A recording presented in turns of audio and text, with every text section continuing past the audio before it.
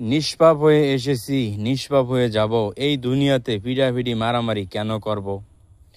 আসলে 3.5 হাতের জায়গার বেশি তো আর আমরা নিয়ে যেতে পারবো না।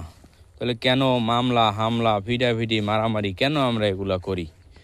এই যে জায়গা জমিনের যারা লোভ করে, ঠিক আছে, অন্যের জায়গায় হামলা করে, মামলা করে, পিটায় মারে, এগুলো তো ঠিক না। এই দুনিয়াতে মানুষ কয়দিন বাঁচে?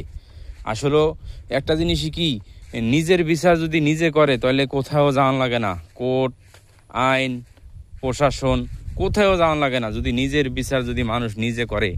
আসলে এই দুনিয়াতে আমরা সবাই কাছে টাকায় বিক্রি হয়ে গেছি। শুধু আমাদের টাকার নেশা, আমাদের শুধু টাকার নেশা। ওরে ধর, ওরে মার, ওরে পিটা, শুধু আমাদের নেশা এইটাই।